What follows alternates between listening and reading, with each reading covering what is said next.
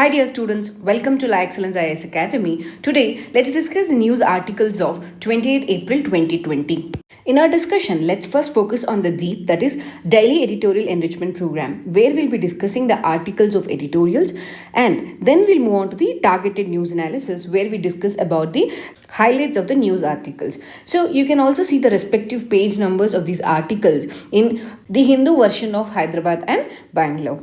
Let's move on to the first article, that is virtual yet open. See, in this article, we are trying to discuss about the recent judgment of a 3-judge bench headed by Chief Justice of India, which laid down the broad norms for the virtual courts. That is, by using video conferencing, they can go for a virtual court, and they also ratified the judgments given during this process of virtual court. Okay, are we clear onto this? So what are we trying to discuss in this article? It is about the virtual court. So where is it important in the context of prelims? It is in the Indian polity and governance. When it comes to the mains, it's important in terms of the functioning of the judiciary, as well as very important in e-governance aspects, like how through the process of e-governance we can improvise the services that is being provided in the judiciary. When it comes to the issue, what is the issue we are trying to address here? It is the virtual proceedings in the courts, and it can be linked to the dimension that the how technology can be utilized in the courtroom processes to speed up the process and to reduce the burden or the courtroom crowding process. Okay, then what are the learning objectives from this article? So we are trying to understand about the virtual proceedings and the open court, and will it have adverse impact on the normal courtroom procedures, and we're also trying to understand about the technology deployment for speed up of judicial procedures. So what is the importance of this virtual judicial proceedings? That is, during the time of lockdown also, is it necessary for us to go for the judicial system, or judicial system should be functioning? Yes, because access to justice shall not be denied at any cost. And at the same time, we need to maintain the physical distance in order to adhere for the principles or the values that is enshrined by our founding fathers, that is justice for all. So it shall not be a variable limited to the time. So in this regard, the courts are going with the virtual judicial proceedings. But however, what are the challenges that they come across? It is with respect to, one, the technological access might be a problem. Second thing, it may be a validity of the judgment that has been given. So to address all these problems, recently a 3-judge bench has come up with a broad norms for the courts, so that by using these norms as a reference, how effective virtual judicial proceedings could be carried out has been mentioned. So how do we make this effective virtual judicial proceedings? So first of all, we can go with the live streaming. So whenever we go for live streaming, we can ensure that along with the litigants, the public advocates can see the proceedings virtually, so that it will be accessible for them. Then we can also use to speed up the judicial process. See, as we all know, there is so much of court cases that is being pending. So we want to increase the speed of the judicial proceedings, and we want to reduce the burden of the courtroom crowding. So you can see whenever there is a court proceedings going on, there will be huge crowds over there. So in order to reduce that, in order to increase the speed, we can use this virtual judicial proceedings. So for example, how we can do that? For example, even when the court case is put up in the lower courts. So lower courts will be hearing a case. When it is hearing a case, so all the whatever is the evidences that it is being collected, so the evidences could be video recorded. Okay, along with the consent of the parties who are giving it, we can make a video recording of these evidences. Then whenever this same case comes to the higher court, the high court can just use this evidence, okay, along with a written submission, and allocate the time more for oral arguments. Then it will not be necessary for all these evidences to again come and reappear in front of the High Court. This way we can increase the speed of the judgment, and we can also reduce the crowding process and reduce the total number of pending cases that is in front of the judiciary. At the same time, there was an apprehension among the bar association members that, so will it be affecting the normal judicial process? The court has openly told that it is also an open court conversation, as the access will not be limited to anyone. So the technological and connectivity issues have all been addressed, so that the virtual hearings will be same as that of the open court conversation. So don't you think, and at the time of adversity, there's an opportunity for the courts to come up with the technological innovations and adapt to the situation and improvise the judicial governance systems. A post lockdown also, this virtual courts can be used to bring in efficiency in the judicial systems also. Let's move to the next article, that is the script of disruption and a new order. See, across the globe, there is, because of a COVID, there is a geopolitical and geoeconomic fallout that is being happening. So here the author is trying to discuss how the COVID 19 disruption will try to create a new order. It may be in terms of the economy, it may be in terms of the political, it may be in terms of the international levels, or how will it lead to a sinocentrism is also being discussed in this article. So, this article, in the context of prelims, is important for the current events of national and international importance, and in the context of mains, it's very important in the GSP 2, that is, international relations, effective policies and politics of developed and developing countries on the Indian interest. Okay, and the issue related to is COVID-19 pandemic, and the dimension is how COVID-19 has an impact on the geopolitical and geoeconomic order. And what are the learning objectives of this particular article? Here we are trying to understand how or what are the effects of a pandemic on the global institutions and economic order, and to know the shift in the geopolitics across the region. Here the biggest question the author is trying to discuss is about whether this abnormal will become a new normal. Will this abnormal become a new normal is the question of the author.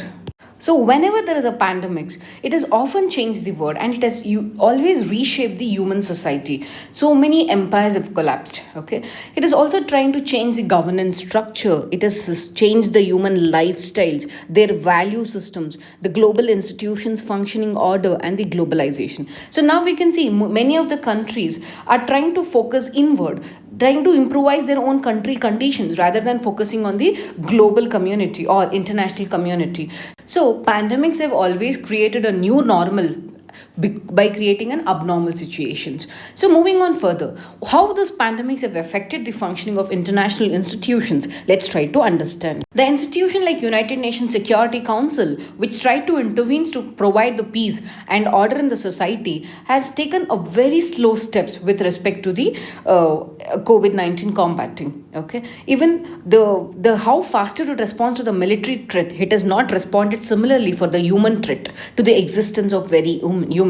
And moving on further with respect to World Health Organization, it has underestimated the nature of epidemic. It has grossly failed to address the demand of the humanitarian crisis that we are undergoing. And then the biggest question among us is whether these international institutions are capable enough of reaching these objectives for which they were established, or they're failing to meet their respective objectives is the question of the day. So, by seeing that international institutions have failed to create a fair global order, so let's try to understand what are the fallouts of this, and is this fallouts are leading to the China-centric or sinocentrism in the world?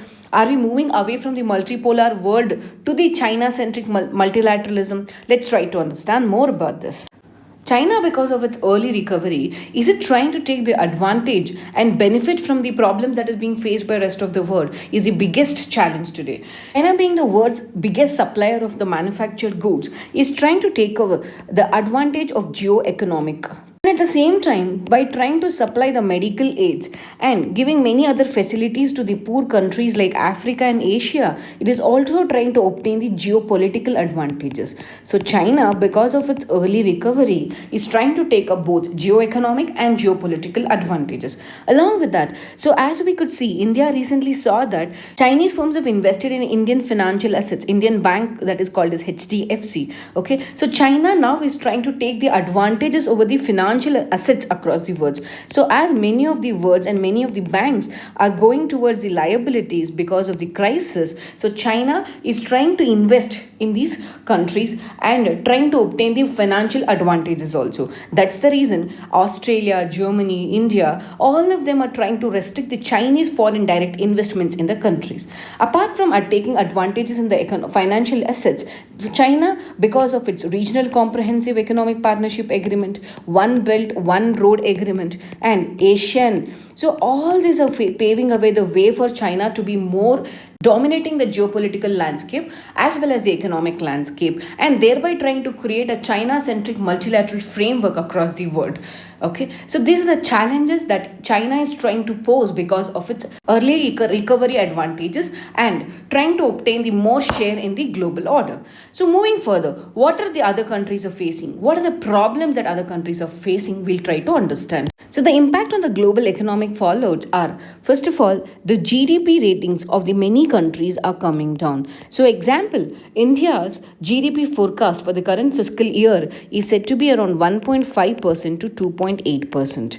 So it is in terms of the national growth. And whereas India is also trying to reach, not only India, all across the world, millions of jobs are being lost because of the COVID-19 impact. So economically, we are falling out. So moving on further to the geopolitical fallout. In the current era of globalization, so where the role of the state is minimum, at this juncture, the state has become an enabler or enforcer of the public good. And there were many legislations like Disaster Management Acts or Epidemics Act, which were not being used for years, but today they have become the most useful acts and most used acts as well. One of the biggest fallout, according to me, of because of the COVID-19 is the liberty, or people are trying to lose their liberty in the name of COVID-19 crisis. For example, Europe has shown its willingness to sacrifice a personal liberty in favor of the greater state control in order to prevent the pandemic to be a bigger disaster. So we are trying to compromise on our liberty. So that would be the biggest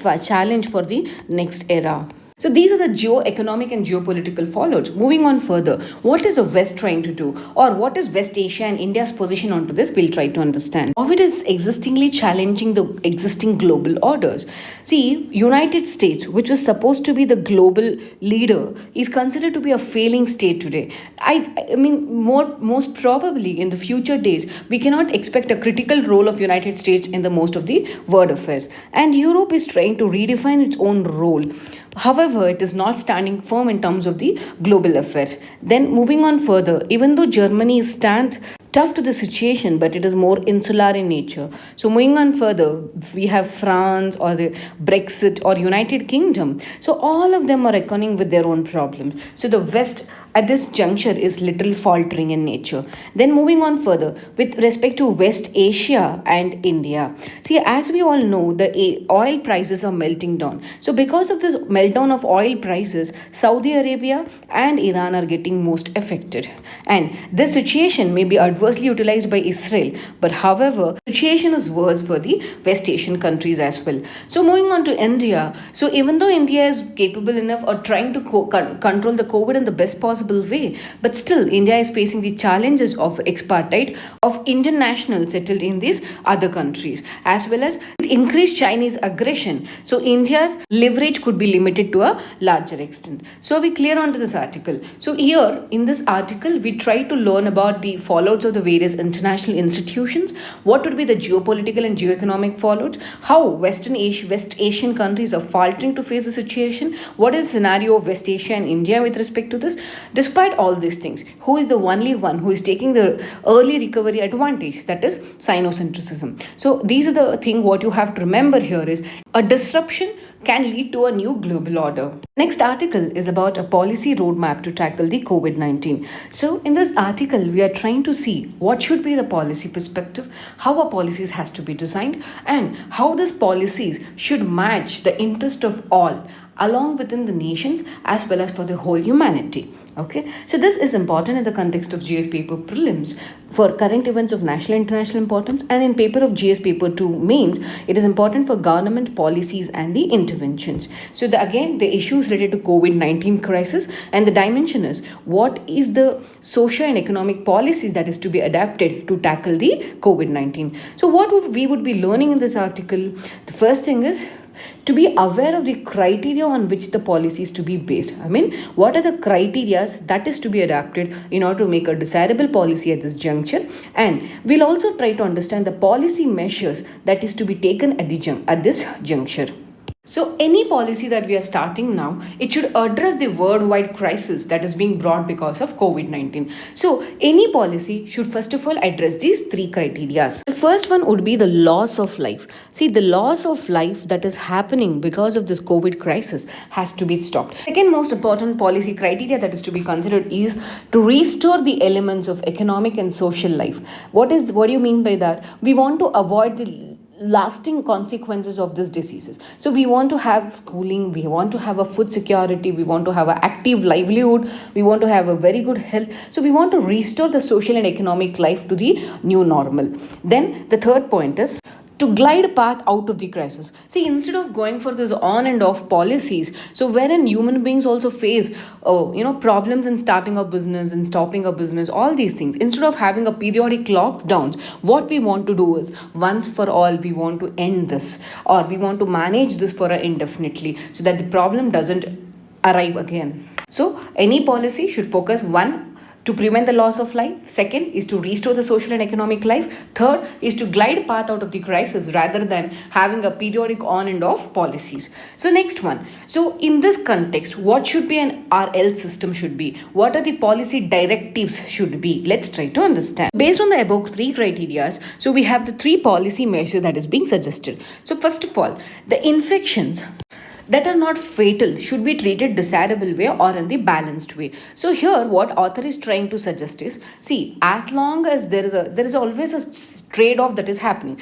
We want to avoid the infection, so at the same time we want to increase the immunity among the population. See, as long as we do not have a medical breakthrough that is happening, that is, or vaccine is being developed, so the measures like lockdowns, contact tracing, mass testing, etc. is just like a buying a time. So instead of going for all these things, we need to work on adequate public health infrastructure. So we could see with an example of Kerala, with having a very good or a basic proper health system, how they could overcome the challenges, or how they could face the challenges of the COVID. So here what we have to focus is on the having an effective and public health infrastructure. Moving further, the second policy perspective is linking between the restoring of the economy and adequate investments in the vaccine development. See, what is happening? If we have to restore to the normal life, restore the normal socio-economic life, then we need to have investments that is to be made to the vaccine. But we can see word over what is happening is many of the countries are failing to finance the vaccine development. It's in turn we are trying to commit a suicide. See, we are not investing on vaccine development. As long as vaccine is not developed, the COVID crisis will continue. As long as the COVID crisis continue, the economy will be shut down. So it's something like a vicious cycle that we are into. So therefore, when we want to restore the economy life and we want to restore the normal social return, then in such a case, we also have to make adequate investments in the vaccine development. And the third part is with respect to the smart policies that has to be designed in the current juncture. So this smart policy shall be able to address the restoration of the normal economic life. At the same time, try to contain the COVID. So how do we do that? It's, for example, how the countries have classified it into green zones. So where in the green zones we are trying to permit the normal economic activities to happen. That is, any area which are considered to be the low risk segments. So we can ask those people to conduct with the daily activities. The people who are in the high risk zones are to be restricted or to be under the seize down condition for some more days. Along with that, so we can also have in the green zones, that is like large and public gatherings to be stopped. Okay, along with that, we can go for providing of essential services through the public delivery systems. All this will have a behavioral impact on the individuals as well. So are we clear onto this? So the policy measures should be in a balanced way. We should try to restore the economy, at the same time invest in the vaccines, and the smart policy should address for restoring of normal lives for the low segment areas who are not much infected. At the same time, providing essential services in the high risk zones so that the behavioral impact on those people can be reduced. So therefore, what is required is not the external measures or something. What we require is internal measure that can control everywhere. Okay, so it is now, the article is not speaking about the whether it should be a business or a life, or is it a life versus life. So here the author is trying to say it's not business versus life nor life versus life. It's about life and life. We are trying to achieve our goals of saving the life. At the same time, we want to have a restorable normal life as well. Okay, so the interest of each and the interest of all now will coincide, not only among the nations but also among all the humanity is the point. The next article is lacking in transparency. So, in this article, we'll try to understand how lockdown can be a measure of the government to buy some time to prepare the healthcare system for a long battle. Okay, so here the article. The author is trying to say that citizens should be informed scientifically and they shall be aware, and they should also push the government to adopt more scientific and people oriented policies. So this is important in the context of prelims, especially in the Indian polity and governance sector, and in context of means GS paper 2 governance, the important aspects of transparency and the accountability. So the issue again, it is a COVID lockdown. Then the dimension is failure of the governance in dealing with the COVID-19. In this article, we'll be able to learn how COVID as a crisis is being used by the state to shun away its responsibility of being transparent and accountable to the people. This article mainly you can use it as a reference in the mains paper GS2. Okay, so here what the author is trying to say is the government is not giving effective data to the public systems. So because the effective data is not given to the people, by suppressing the data, the role of government is being questioned at this point of time. See what is happening. See, ICMR is not testing according to its capacities. Because of ICMR strict control measures, so are we trying to avoid, or are we trying to give a wrong information to the public that since number of tested people are less, so then automatically the infected people are less? So is this suppressing the data? Are we trying to do that? That is one apprehension that is raised by the author. Second thing, as many of us are aware, that is at least 80% of the people infected with corona are non-symptomatic, or they are not trying to show any symptoms. So in such a case, so what is the infection rates are coming down? So definitely not. So is government addressing all these things through a lockdown measures, or should the government come out and give the proper data measures to the citizens so that they can empower themselves? So what author is trying to say at this point of time is, so we need to have an effective public health strategy. So instead of going for a data suppression, we need to come out. The citizens especially have to come out. They should inform themselves with respect to the current data, and they have to make government accountable and force the government to adapt more scientific and people oriented policies, is the author what he is trying to say. Let's move on to the articles of TNA now. The first article is RBA opens 50,000 crore liquidity tap for mutual funds. Okay, so this article is important in the context of prelims. So what they may try to ask you in the prelims: one, they can ask you about the definition of the mutual funds. Then they can ask you about the liquidity tap and how RBA regulates the mutual funds. These are the kind of questions that could be asked in the prelims. In the context of mains, they can ask you about the issues related to the mobilization of resources and the investment models. And this again issue is related to COVID-19 crisis, and dimension is what are the monetary measures that has been taken to tackle the COVID-19 impact, or liquidity tap at the time of COVID crisis. So what we would be learning from this article, it is the measures that is taken up by RBI. Then we'll also know about what are mutual funds and what is this Franklin Templeton issue, and then we'll try to understand how redemption pressures affects the fund.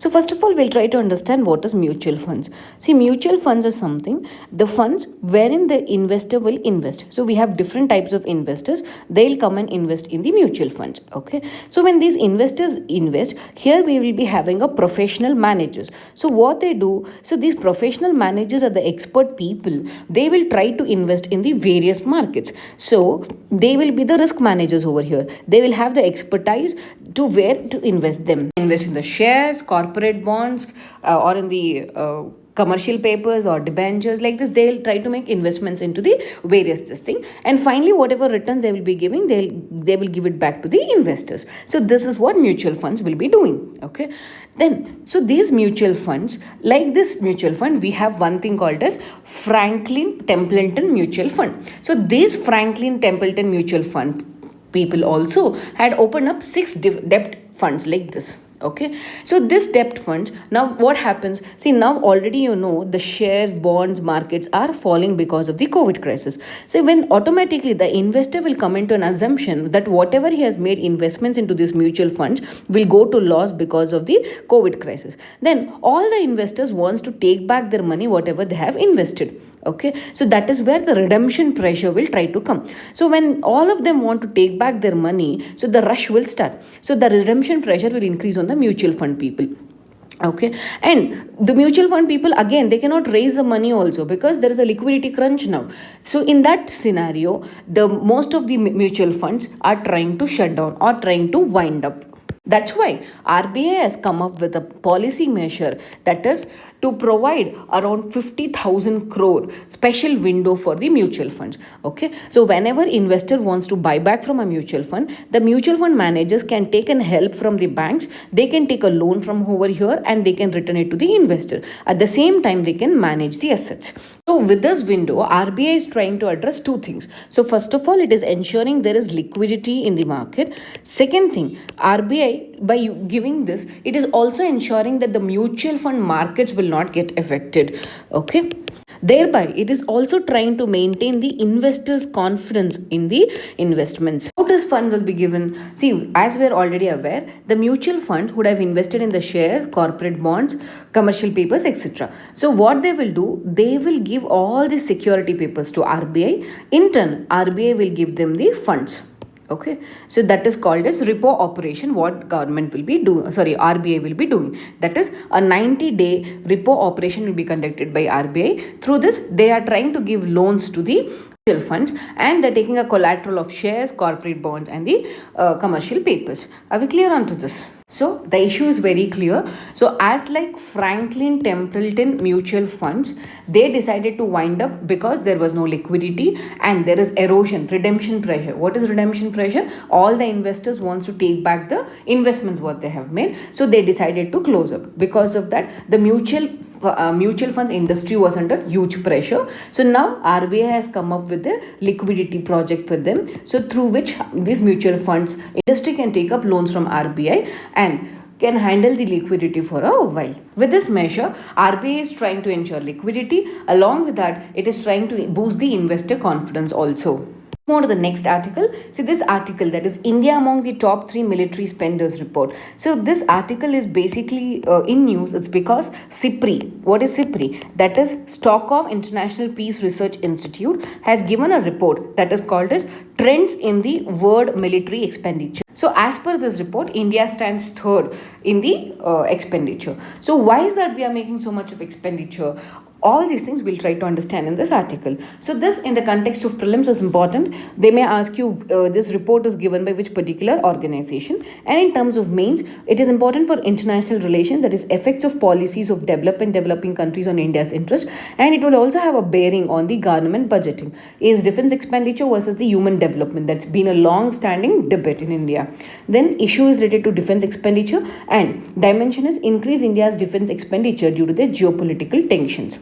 So what we'll be learning under this? So we'll try to analyze the defense expenditure by the top spenders. Like why are we trying to make so much of expenditure? Then we'll also understand the reasons for the increased expenditure by India. And we'll also understand on what particular components we are spending more. See, as per the SIPRI report, according to the trends in world military expenditure, the total military expenditure stands at $1917 billion in 2019. So this expenditure is almost accounting for 62% of the global expenditure. Okay, and the major investors or major expenditure is made by first is United States, that is around $732 billion. It is one of the highest. Next comes China, which is making an expenditure of around $261 billion. And the third is India, which makes an expenditure of $71.1 billion. Why is that India is making so much of investment? The reason is very clear. Because of India's tensions and rivalry with both Pakistan and the China. So this is been the major reason for India to make so much of investments in the military expenditure. See, but as considering all these conditions, we are seeing India to be the one of the largest investor. So, but when you see the India's analysis over a period of time, that there is increase in the expenditure that is being made in the defense, but as a percentage of GDP, whatever is the expenditure that is made as a percentage of GDP is decreasing. So even though we are increasing the expenditure, but the proportion of expenditure made to the GDP is decreasing. For example, earlier in 2010, the expenditure was 2.7% of GDP, And in 2019, the expenditure came to the 2.4% of GDP. And in 2021 budget, what has been allocated is only 1.5% of the GDP. So can you understand? Even though the expenditure is increasing, the proportion of GDP is decreasing. So this is what you have to remember over here. Move on to the next article, that is Checkmas and Hodongs need help, rights group. See, this article is important in the context of prelims. So where they may try to ask you about the right issues, that is like Checkmas and Hodongs, the tribes. So which particular state they belong to. This kind of question can be asked in the prelims. And they can also ask you about this Article 21, that is denial of food was violation of a right to life. This particular article could also be asked in the context of prelims. However, in the context of mains, that it comes under social justice, that is welfare schemes for the vulnerable sections, and PDS, National Food Security Act, all these could be asked in the GS paper. Again, the issue is COVID-19 crisis, and the dimension is exclusion errors of the welfare schemes. So what are the learning objectives here? We'll try to learn what are these Checkma and Hodongs, and we'll also understand the implementation challenges of the welfare schemes during the crisis. So who are these Checkmas and Hodongs? See, Checkmas are the Buddhist communities and Hodongs are the Hindu communities. So these Buddhist and Hindu community people, they resided in the Chittagong Hill Tract. Okay, so when in 1960 there was a captive dam built. So because of the building of this captive dam, this region was submerged. The Chittagong Hill Tract regions were submerged. So because of that, these people migrated through the Lusai Hills to the Mizoram. Now they are located in the Arunachal Pradesh. But Arunachal Pradesh government have not provided them with the rights of citizenship nor the land rights. So because of that, they are not able to obtain even the basic amenities for their survival. Now recently, a Delhi-based activist group are trying to ask the Prime Minister to provide food for Chakma and Hodong communities in Arunachal Pradesh, as government is not considering them. They are demanding the intervention of Prime Minister in order to provide them the subsidized food grains, as this is not only a violation of the basic amenities but also violation of right to life guaranteed under Article 21. So these kind of issues shows the challenges that we encounter during the time of crisis like COVID. Let's move on to the next article, that is United Nations warns of human rights disaster. So here it is important in the context of the UPSC prelims, that is current events of national and international importance, and they can also ask you about the rule of law. Then in the GS paper 2 mains, it is important in the context of international relations, that is important international institutions and their mandate. And the issue is related to COVID-19 pandemic, and dimension is violating of rule of law during the pandemic by the states. Okay, what we will be learning to know about the mandate of United Nations High Commissioner for Human Rights, and we'll also understand how rights are being floated during the crisis and their consequences. See, we have already seen the rights of Chakma and Hodong communities, how it is being violated. So we can just try to link between this article as well. See, the United Nations High Commissioner for Human Rights, its objective is to protect and promote all the human rights available to the citizens, and it will also ensure advocacy in promoting the human rights. So it will also ensure that all the countries will adhere to the international human rights laws. So what has happened recently, the commissioner has reported that the countries in the name of rule of law are violating the basic fundamental rights of citizens. So thereby they are trying to create a human rights disaster. This we could see with an excesses that is being committed by the polices, by the security forces, mass arrest that is being made, curfew, shooting and detaining and abusing someone for violation of the rules, and more than anything else, government is trying to give a wrong information or misinformation about the pandemic. Thereby, they are trying to curb the freedom of speech and expression. So, these kind of human rights violations can trigger a human rights disaster. So, COVID is not only impacting a socio-economic, psychological impacts, but also it is impacting the human rights violation at the global level also. So, rule of law shall not be used in the name of fighting coronavirus to protect the excessive measures that government is trying to take. Instead, rule of law should be used to promote the rights of the citizens at this time of crisis. Let's move on to the next article. So we have 56% more water in reservoirs than we had last year. So here it's an interview basically of a Jal Shakti minister, where he's trying to say that we have 56% of more water compared to the last year. That is which is 47% higher than the last 10 years average. Even the monsoon is trying to be optimistic this year. This tries to say about the current water availability or storage capacity of India. So in terms of prelims, it is not much important. In terms of the mains, it is important in the context of ministries of the government and the policies and interventions of the government, because here the minister is trying to say about Jal Jeevan Mission. So especially in the perspective of prelims, you have to remember what is this Jal Jeevan Mission, what are the objective of the mission. And during the time of lockdown also, this Jal Jeevan Mission is trying to ensure the adequate supply of water to the citizens. So in the terms of issues, we can correlate to the water reservoirs or the issues related to the water storage, and the dimension is capacity utilization of water reservoirs in India. So what we will be learning about this is the availability of water, and we'll know about the Jal Jeevan Mission. See, simply speaking, or in simple terms, Jal Jeevan Mission envisages supply of 55 liters of water per person per day to every rural household. Okay, so what is it ensuring? 55 liters of water, it is for the person per day. Where it is being ensured? It is ensured in the rural households. How are we trying to give? We are trying to give with the tap connections. That you can also see with this image. We are trying to have a piped water supply to all the rural households by 2024. So we are trying to integrate the demand and the supply side management of the water at the local level, and we'll converge the central as well as the state government scheme, which is in order to provide the water to the rural households. We are also creating a local infrastructure by using the rainwater harvesting, groundwater recharge, and management of household wastewater, that is reusing of the water. Okay, so by using all these things, we are trying to ensure there will be a regular supply of water to the rural households. Okay, and we have also guaranteed the 55 liters per day and per person. Okay, so what is the funding pattern of this scheme? So center and state is funding in a 50:50 proportions. And what are the institutions involved here? So at the national level or at the central level, we have National Jal Jeevan Mission.